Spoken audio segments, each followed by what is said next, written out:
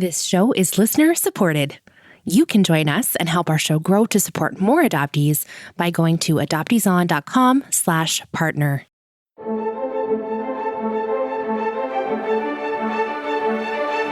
You are listening to Adoptees On, the podcast where adoptees discuss the adoption experience. I'm your host, Haley Radke, and this is a special episode in our Healing series where I interview therapists who are also adoptees themselves, so they know from personal experience what it feels like to be an adoptee. Today, we are taking your questions all about navigating the holiday season. Let's listen in.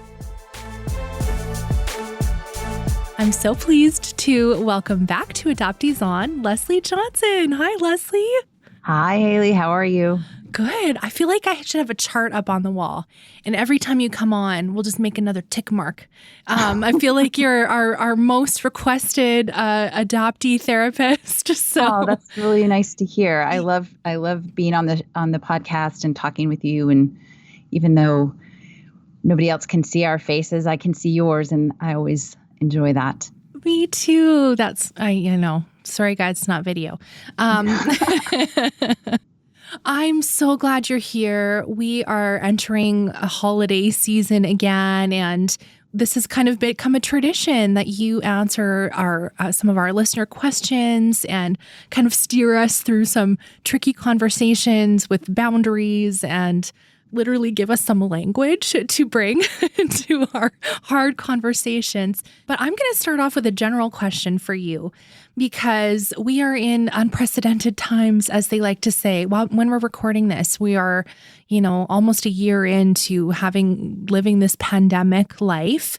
And what goes along with that is, we have listeners who are all over the world who have different restrictions imposed on them. And that follows that some of our listeners have family in different areas who may be taking this seriously, who may not be. Maybe their state has restrictions and some countries have none. And so they're kind of navigating those boundaries. Right. And in holiday time, we're talking a lot about visiting and do we travel there or not. So I'm curious, how have you been kind of advising some of your clients on how to navigate these things in pandemic times? And do you have some conversation starters for us to say, hey, we're not going to be there for this holiday dinner this year because COVID? Right. No, we definitely are in that phrase, unprecedented times. It's definitely that. And I think, I'm talking a lot with my clients, and in the groups that I have, it seems to be the thing we're talking about right now. And in terms of, in general, I think adoptees, I'm trying to help my clients gain their voice and try things different and giving themselves permission to do things differently. And I think that some of the restrictions that different states have and different countries have are helping reinforce boundaries. If people are deciding that they don't want to travel, if they don't want to split their time between their adoptive family or their birth family.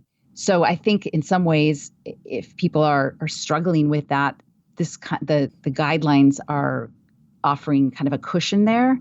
Wait a second. Are you saying we can blame the pandemic for the reason we don't want to go to our insert whichever family there? Well, I don't think I use the word blame, but okay. it can offer a little bit more reinforcement around that decision. But then there's also people who are, I have a lot of clients who are new in reunion and were really planning to travel this year and see birth relatives. And so the pandemic situation is really creating a lot of grief and loss for those plans and those visits and those connections. Yes, I have spoken to a couple of different listeners who had planned a reunion visit, and that's been canceled and postponed and postponed and postponed. And the disappointment is so real. So real. It is. All right. Well, we had a whole bunch of questions submitted. Here's a question from Lauren. I'm in reunion and realize that my biological family and my adoptive family have very different expectations around the holidays. I need help finding my way. That's a good question. I need help finding my way. Yeah. So again, I go back to that the word conditioning comes to mind, or just living with this belief that we have to go along, right? The adaptive adoptee, the good adoptee. We can't disappoint people. And I think as adults and coming into our own, coming out of the fog and recognizing, wow, we can actually make decisions that feel right to us. So finding that balance. So how does she make her way? I would ask Lauren, what do you want to do? What feels best for you and your family? And can you give yourself permission to maybe do something different this year? Create a new tradition that feels congruent with what she wants to do. And again, that might not feel, I said congruent. So creating something new that feels right for her. And that's not to say that's not going to feel uncomfortable, but just because something feels uncomfortable doesn't mean it's wrong. I think people mistake, if they set a boundary and then they get some pushback from family, they might be quick to think, oh, wow, this isn't right. But that's not necessarily true. Creating change and creating healthy boundaries doesn't always feel comfortable. In fact, it rarely does. But doesn't mean it's not healthy. It's so interesting that you were like, well, what do you want? Because that sounds so simple. But Lesli, how many of us have literally never thought about that, or have shoved it down and have just bent to the will of anyone around us to make them feel comfortable? Yep, that's so true. I was talking to someone yesterday and we were talking about that exact same thing. What do you want? Like, how do you, the person is someone who's just goes along and doesn't even, has a hard time even identifying, what he wants to eat for dinner, right? So practicing, finding small things. What do you want? Well, I want this for dinner. And it sounds silly, but that's where we start. We start identifying what we like, what we don't like, and then expand on that. Well, this question really goes along with it.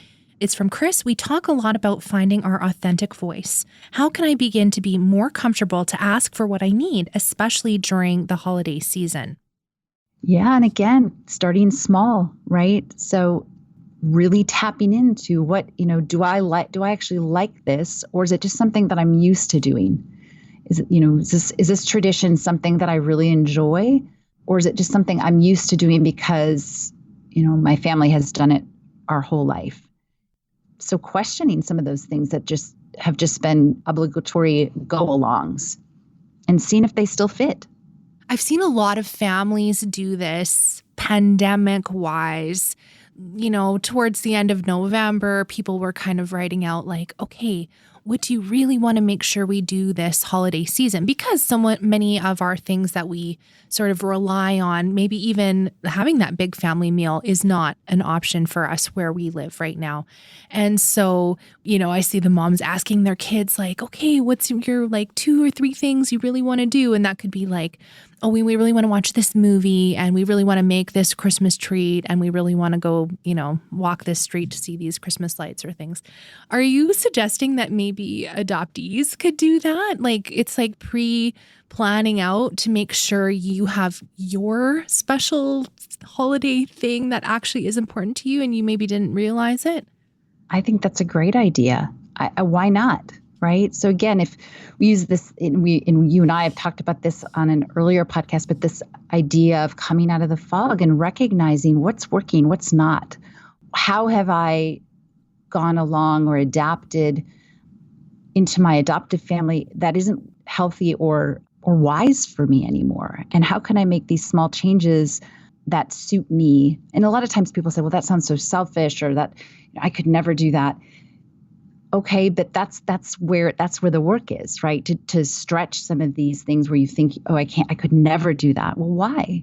I'm going to hurt my adoptive parent, or that's just not how we do it in our family. And I guess that's where, that's how I really work with my clients is that still working for you, right? So part of coming out of the fog is understanding and uncovering which adaptations or coping skills or coping behaviors were necessary during childhood, adolescence, but which ones are outdated, that they're no longer serving the person, and maybe they're actually interfering with relationships and them living their most healthy life. Okay, well, I have another question that's really a challenging one. Some of these are anonymous, just so you know. I wanted to honor people's privacy, especially when we're talking about really hard things. Of course. As if 2020 weren't hard enough, I have fully stepped out of the fog this year. I'm 41, and it's been a long time coming. Along with the other issues we're all facing, I'm drowning in uncertainty, it seems, on every front. My anxiety is sky high all the time, and now with the holidays here, all I want to do is hide from everyone and everything. Things I loved to do in years past hold no interest for me now, and I definitely don't want to plan or lead these family traditions. How do I take a step back but not withdraw completely? And so that's the end of the question, but I just want to let you know that I did message this person a little bit just to make sure they had some supports in place. Because some of the language in there, I'm not a psychologist. It sounded a little bit like depression, some of those kinds of things happening, which are really serious. And what I was really impressed by is that they recognized it and acknowledged it. So, okay, I'm going to go ahead and let you share your thoughts and answer her question. Yeah, no, I agree with you that and I appreciate you reaching out to this person and checking in and shows your thoughtfulness and concern. And, I think the holidays are often difficult for adoptees and non-adoptees too, right? So there are all these expectations of how we should feel or what we should be doing. And when that isn't our felt experience, that can even add to more despair. So I would say to this person, can you give yourself permission to not necessarily, she or he says they don't want to withdraw completely, but can they lower their expectations of themselves, right? Can they give themselves permission to take a few steps back and let this year be different, right? It's already going to be different, likely anyway, but can they let it be different than years past as he or she says that they're coming out, fully stepped out of the fog. And that's a difficult process in itself, right? Recognizing these both ands of adoption, right? The grief and the loss that's inherent in separating a child from their biology and all the other things that come along with it. So I would say be gentle with yourself and give yourself permission to do something different and step away from those things that are creating pain and anxiety.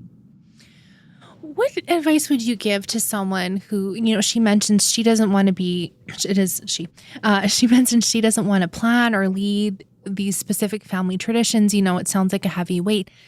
Do you have advice about that? Like, I know it often will fall on the mom or whatever traditional kind of family gender norm kind of things. And if that's it's too much, how do you ask for help and how, what are the steps you could do to pass off some of this stuff? Yeah, part of the question doesn't talk about this person's support system and does she have family and friends that she could be really honest with? I'm struggling. I've come out of the fog this year and I'm doing some really, really hard work, and I just am not up to leading the holidays this year, and that could change, right? That could change as things settle. But I would encourage this person to reach out to the support system that she has.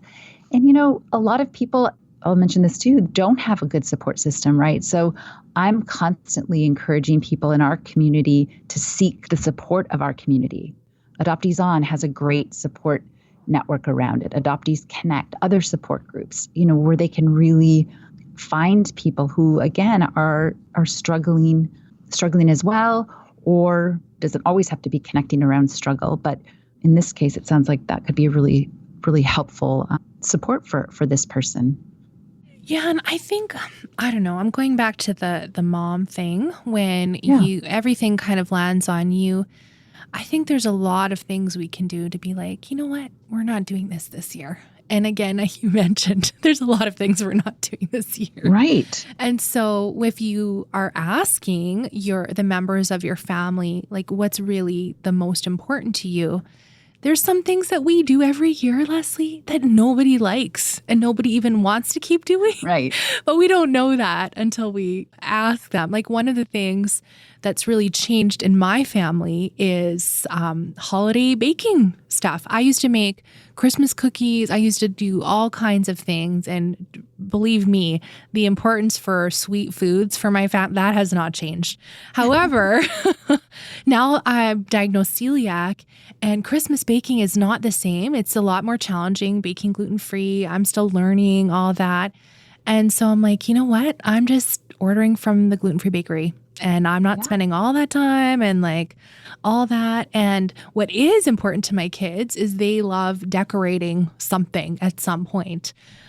So if I buy a store-bought gluten gingerbread house kit, that's fine. They can make it in the basement with their dad and they can have that experience without so then me. I would say to you, that's exactly it, right? You gave yourself permission to do something differently. And then what do you get from that? Time to do something different, something else, something that fuels you or connects you with someone else. But I think that's exactly that giving yourself permission to do something differently. The other thing I wanted to say is about gift giving will often fall on one family member to kind of gather it up for everyone. And that really could do with a conversation about community support, I think. Exactly. Right. And it's just funny how we learn these things. So baking was also a huge deal in my family growing up, and it's something I really enjoyed and something I still do enjoy, but I'm much more deliberate about what I'm making. It doesn't have to be the 17 different kinds of cookies and where it's not even enjoyable. It's like would just be on autopilot. Oh, I have to get these done. I have to get these done. Why? For who? I mean, I think that's another suggestion is to maybe allow this season to be one where you allow yourself to come off autopilot and really be intentional about the things that you want to do, which is exactly what you're saying. Intentional about what you're going to bake, what dishes you're going to make, what traditions you want to continue, which new traditions you want to implement, who you want to see. I love that. Come off autopilot. Yes. Yes. And again, the pandemic, I guess we can thank for that to like really make us make these choices. Right. Coming off autopilot and really slowing down, right? Mm-hmm. I think that the pandemic has definitely caused or created the opportunity to be more intentional and be more deliberate and slow down. All right. Here's our next question. I have a very difficult relationship with my adoptive mother. She is elderly and relies solely on me to remain living independently. Yet I feel I've always been a disappointment to her and don't measure up to the biological daughter she should have had. So I often try to disassociate and perform the home health care worker role, but it hurts, and I find myself not wanting to be around her. With the holidays coming, she will join just my immediate family for those days, and I'm dreading it. How do I make it through without ruining the holidays for me and my family? Ooh, that's really heavy. Yeah, that is really heavy. And it sounds like this person has done a lot of work around recognizing the relationship with her adoptive mom. And she says she feels like she's always been a disappointment, doesn't measure up. And yet it sounds also like there's an obligation to have her mom come be there for the family. Or for the holidays with the family. So I guess my first thought is, recognizing there's going to be a beginning and a middle and an end to the visit. And what can she do during the visit to really take care of herself, right? Can she also enlist the support of her immediate family members, not her adoptive mom, but the other people in her family that maybe also recognize that she struggles here, and, how can they also be there to support her. But I would just really stress the importance of taking care of herself during this time. And there's another question that came in from Cindy that says, I find myself sabotaging the holidays, almost like I don't deserve to be joyful or happy. Why? Ooh, self-sabotage. That's not a thing we do, is it? I don't. Well, again, if this was someone I was having a long conversation with, I would want to know, is this a theme in other parts of your life? But I think the self-sabotage or sabotaging, the holidays, I wonder if that comes from like the core sense of self. I think that some adoptees have, or many adoptees have, of just like, I don't deserve good, or there's something wrong with me. Again, that those beliefs that develop from the early separation loss, that, early separation trauma of, adoptees, many adoptees share that the core beliefs of, I'm not lovable, I'm not worth it, good things can't happen to me, it's not safe to trust. And how do those bleed into our lives, right? So if that's what's happening, if there's that core sense of like, I don't deserve to be happy, or I don't deserve to have fun over the holidays, that would be something to explore further. If this sabotage is not just around the holidays, but around just life in general. Is there something that you do see adoptees doing, or just people in general, around big moments like this? Like, for someone to recognize like, oh my gosh, you know what? I just always feel terrible at Christmas because everybody wants everything from me. And, you kind of go in having that attitude, and then it is awful, and you just dread it, and every day sucks, and it's all on you. And, it's almost like the self-fulfilling prophecy kind of a situation. Right. So how do you unhook that? How do you stop that from happening? Well, I think that it's similar. I mean, if that's the lens that you're looking at something through, right? That it's just, the holidays suck, or, everyone wants something from me. If that is the lens that you're looking at the holidays through, yeah, they're more likely your focus of attention is going to be on those things that don't go wrong.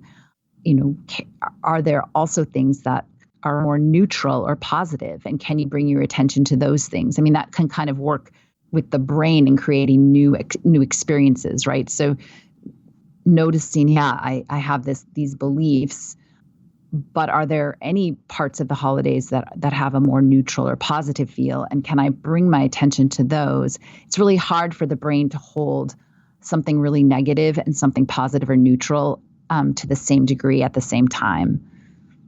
So it's not about playing the glad game. It's just about noticing that our brain has a negativity bias. That doesn't mean that a person is negative. It's just based on our ancestors who had to constantly remember which animals were predators, which berries were poison, and they had to stick in their mind.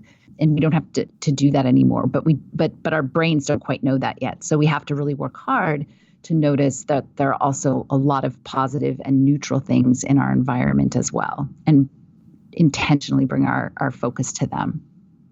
Can you do that ahead of time?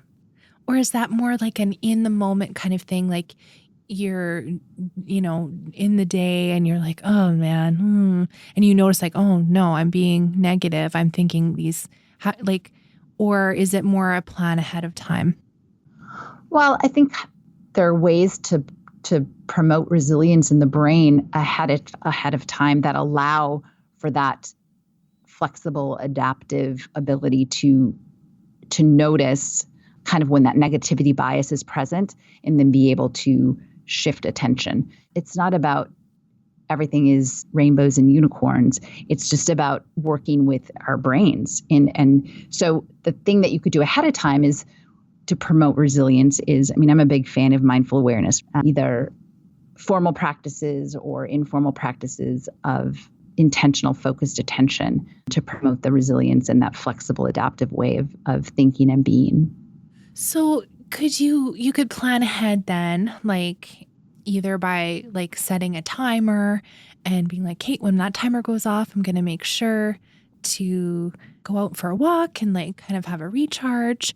Or if you're in the moment and you're like, oh, right, I remember Lesli said something about focusing in on the moment and like enjoying whatever. If you're at the meal and you're enjoying a certain food and you've kind of coached us through some mindful things before, it sounds like there's a couple of different ways we can kind of bring that in by planning ahead and maybe scheduling a couple of reminders, or, oh yeah, I remember I listened to that podcast and Lesli said to do this. Yeah. Well, I think also going back to the coming off autopilot. So sometimes if we're expecting that, this the holidays, it's going to be this and that, and our brain is just looping in that sort of mindset of, kind of looking at it through the lens of this is, people are going to expect things from me. It's not going to go well. We're too far ahead in the future, kind of, planning what might happen, or thinking about past years. Yeah, well, that happened. And so we miss any opportunities in the present where things might be a little bit different.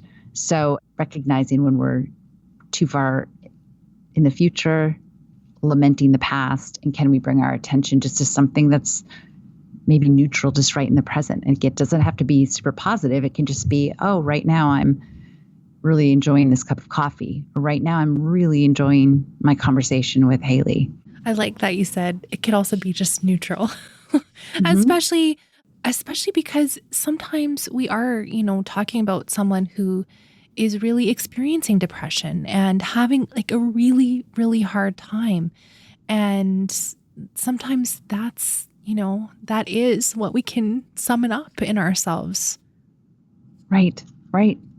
Okay, so this one, it's a short question, but it is a big one. And I think we're just hitting the tip of the iceberg on this one. So this person is a late discovery adoptee, and they're asking, how does a late discovery adoptee even begin to get over the anger of being a kept secret? That's a very big question, and a very important question. And I would go back to, I guess the first thing I would offer would be find community, find other late discovery adoptees that can validate your experience, right? That can validate and share how they've navigated their experience. There's so many themes for late discovery adoptees that are similar to other people who were adopted, who grew up knowing they were adopted, but there are so many different themes as well. So I would say work with a therapist and also find community. You just did a great interview with Bernie, who discovered very late in life that he was adopted. And I think that conversation is going to be helpful to a lot of late discovery adoptees. Yeah, that was episode 161. And I've had several late discovery adoptees really connect with that. And they're really finding themselves online, finding themselves building a community of LDAs who, I don't get it, right? Like as adoptees, we kind of get a piece of it, you and I, Lesli. Right. But there's a whole nother realm to that. So yeah, just the sense of betrayal and trust. And yeah, there's so many, it's so multi-layered. Well, and then, now this was an ask, but I'm just going to make some inferences that, a few late discovery adoptees I follow on Twitter especially have been talking about lately. So leading up to the holidays, and this has come out, maybe a year, maybe a few years ago, and there's still this feeling of this kept secret and some, anger underneath. And then there's probably still some expectations of connecting with family at the holidays where you may have some resentment of, rightfully so, in my opinion, that they have kept this from you. So what do you think about that? Do you still go to those functions, or do you still connect with people when you're, out of obligation? I don't know. Like, I feel like navigating that is really, really challenging. Yeah, of course. With awareness comes clarity. As you connect the dots of your story and you start to have more awareness and this clarity, this coming out of the fog, then you can decide what this is going to be uncomfortable, right? I really don't want to go to this gathering, weighing the pros and the cons. And maybe sometimes people will say they'll make the decision, they'll give themselves permission to not attend. But other times people will go knowing, yeah, this is going to be uncomfortable, but I'm doing it intentionally. So I know why I'm doing this. I know why I'm going. It is going to be uncomfortable, but I'm doing it off autopilot, right? I'm doing it. I don't necessarily want to go, but I'm going to do it. I know I may feel A, B, or C, but right now this is a decision I'm making. So it's not always deciding I'm not going to go, because sometimes we do have to do things that are uncomfortable. And I mean, I think that's life, but it's doing it in a way like, I know I'm doing this because I feel obligated. It doesn't feel right. I'm still working on this. I'm still a work in progress. But that's what I've decided to do this year. So it's not always not doing something, but it's just doing something with clarity and awareness. All right. The next question I have is, my question is about extended adoptive family members. I'm just not very close with any of them, and my adoptive paternal grandma's health has been declining over the last couple of years. How do I explain to my adoptive parents that large family events, they are online right now, but in person when we're not in a pandemic, the large family events are triggering for me, and that I don't have much of a connection with my extended family in general, so I likely won't be attending any events in the future post-pandemic? So when you read that question, I was thinking that this person almost is asking permission, it sounds like. So how do I explain to my adoptive parents that these events are triggering and that I don't have much of a connection and I won't be attending events in the future? I think this person is saying it very clearly right there. And this person doesn't need permission, right? This person doesn't need permission from their adoptive parents. And this may be an uncomfortable conversation. They may ask questions why, but this is to me, this is a very clear stance. Can we do something a little bit unconventional? Yeah, of course. Okay, so you pretend to be the letter writer and you're telling me, and I'm I'll be the matriarch and who's not really impressed with what you're going to ask me. Because I think the letter writer really would love some language around this, right? Okay. And isn't the fear that the mom's going to come back, or whoever's, in charge of these things, so to speak, is going to say, well, what do you mean you're not coming to family events in the future? I mean, you can't just make this blanket statement like you're not going to be coming. You can't do that. Right. And that's well, we can't say, I don't know this family, but that's why I said it sounds like this person wants permission, that it's okay to say this to his or her adoptive family. And I'm saying, of course it is. And again, we're talking about that setting a boundary isn't necessarily going to be comfortable, but doing something different sometimes means we have to sit with that discomfort. So there might not be an easier way to say this. And I think also what just came to my mind is oftentimes when we say things to, let's just say, our adoptive family or our birth family, and we don't get the feedback or the validation that we're hoping for, we think that we've said it wrong, or we haven't said it clearly, or we need to say it differently. So it's because we're not getting that validation. Like, oh, okay, that makes sense. I understand that you don't have much of a connection with your extended family. So that makes sense that you wouldn't want to continue. That would be soothing and reassuring, right? That we said this the right way.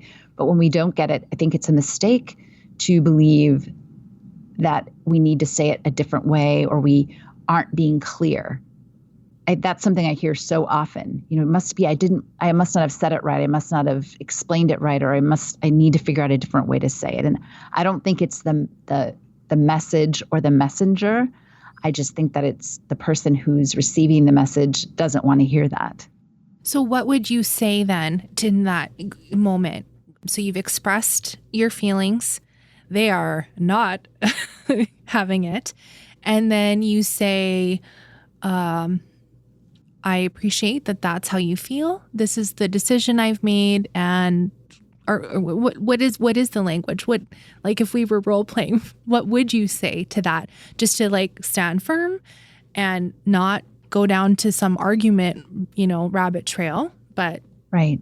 Well, and again, I think that there's so much we don't know in terms of the family dynamic, but I think I'm sorry you feel that way. I'm sorry that you feel that way, which is not an apology, by the way. I'm sorry you feel that way, but this is the decision I've made. This is what is going to work for me moving forward. I can't keep going along with the expectations that don't feel right for me. Okay, that's good. Again, I'm making this sound really easy, and I believe me, I wholeheartedly know these conversations are really, really difficult. Mm-hmm. Well, and then at some point, right, during those, I'm assuming lots of these are happening by phone or, I don't know, God forbid, another Zoom call. But you don't have to stay in the conversation, right? You've expressed yourself, and especially if there's, disrespectful things coming back or things that really are hurtful for you, you can be like, you know what, I'm all done now. Like, yeah. right? Yeah. You don't have to stay and keep having the fight when you've expressed what you need to. And, I think there's a lot of fear in like hanging up or, saying, okay, I'm all done talking about this, but like, you're worth not being abused. Right. Well, and I always tell people there's no good information that's exchanged when people are at, a 7, 8, 9, or 10. When they've flipped their lid, there's no good or positive information is going to be exchanged then. So yes, of course it's okay to say, I've said what I need to say, and I'm going to go outside now, or I'm going to hang up now. And that's taking care of yourself. None of what we're talking about is easy or seamless or one size fits all. But I think that the main theme is recognizing the places where adoptees, because of their early trauma, have just gone along and been conditioned to go along, not create waves. And again, where that is that awareness of that tendency or that theme and the clarity around that, and then being able to try things differently so that they're creating a different future for themselves. Well said. I really, I keep thinking about what you said. With awareness comes clarity. The question to ask ourselves, is that still working for you? All of those things, I think, answer a lot of the questions that maybe you have some questions for Lesli, and they weren't necessarily represented here. But I think with some of the advice that she's given, you can really drill down to those questions. And is that still working for you? And how, what do you want your holiday season to look like? I think it's okay for you to spend, 10 minutes. It doesn't have to be like this whole big thing. Get out your journal and just 10 minutes. Like, what do I want to do this year? And then implement as you can during the pandemic year. Thank you so much for your wisdom, Lesli. I really appreciate it. And I know there's a lot of people going through challenging times in general, and especially in our community right now. And we have some really cool things coming up. So do you want to share with us a little bit about where we can connect with you and this really neat thing I'm taking part in starting in January? Sure. And I just want to thank you for your wisdom and for your just wonderful support and what you bring to our community. I think I've told you this before, but so many of my clients, the first thing they say is, "Oh, I heard you on Adoptees On, and Haley is so amazing." And I've listened. I mean, I have someone that I know that has listened, I think, to many people who have listened to every single podcast and more than once. She's like on round 3, which I just think just speaks to just what you're doing for our community. And I'm so grateful for you, and always like talking to you. So I am excited, and I'm so excited that you're going to be part of during the pandemic. I was trying to think of ways that I could connect with more people than just one-on-one. And what I created was a virtual healing course for adults who are adopted. And it's called Come Out of the Fog, Rewiring Your Brain for Resilience and Joy. And it's a 6-week virtual course that is a combination of self-study with opportunities to meet on a weekly live Zoom call and also connect on a private online, not Facebook, but a private online community. And I launched the first course in September, and it was just a really incredible experience for me to see primarily the community that was formed. So that's kind of a passion project for me right now. And the next course will begin Monday, January 18th, 2021. And you can find that information on my website, which is www.askadoption.com. So that's a great way to connect with me. Instagram and Facebook at Ask Adoption, and Twitter at Lesli A. Johnson. Wonderful. I look forward to connecting there in January. And thank you so much, Lesli. I get chill bumps sometimes when I talk to you because I'm like, wow, that is so smart. I got to remember that forever. You don't have to remember it forever. You can just reach out. Perfect. Thank you.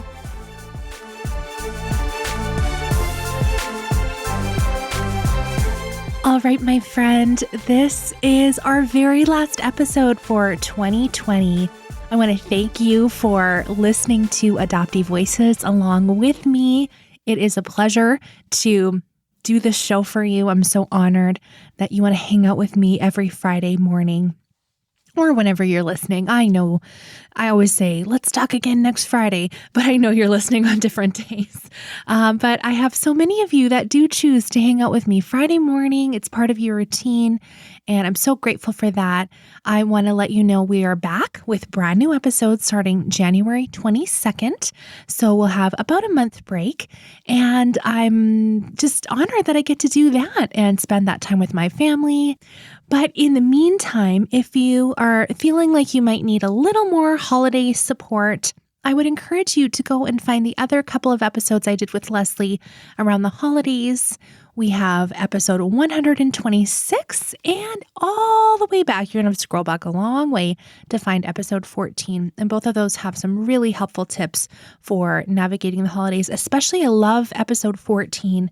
She gives us some very practical strategies of ways to take care of ourselves during some stressful situations. And so I'd really recommend that you check that out. Okay, I want to let you know a couple ways you can continue to keep in touch with me. I am active in the Adoptees On Facebook group, which is accessible for Patreon supporters. So if you go to adopteeson.com/partner, there are details of which level gets the Off-Script podcast and then the Facebook group and then a call with me. There's a bunch of different things you can access. So you can check that out, adopteeson.com/partner. And I am on social media sometimes. So if you look for me at Haley Radke or at Adoptees On, you can find me there. Also, if you're holiday shopping, you can go to adopteeson.com/shop and find Adoptees On merch, which is brand new, and I'm really excited about it and proud of it. And I used a really amazing adoptee artist to make our winter graphic, which has this beautiful bird on it. And I'm really pleased with how that turned out. So that's what I'll be drinking my coffee out of for this holiday season. I again want to extend my thanks to all of you who have supported the show in many ways, whether it is by finances or by literally just telling one other person about the podcast. I appreciate that so much. It's a free way to help share the show. And if you want to give me a holiday gift this year, I would love it if you would leave a review for me in Apple Podcasts or wherever you like to listen. You can even leave a review for me on my Facebook page if that is helpful for you. That just helps other people find the show. And yeah, it's a gift to me to read your words. I read all of them, nice or not. I read all of them, and I appreciate so much your kind words. All right, so 2020 is a wrap. Thank you so, so much for connecting with me, listening to my guests, and it's just honored to come into your ears and hang out with you. Thanks so much for listening. Let's talk again soon.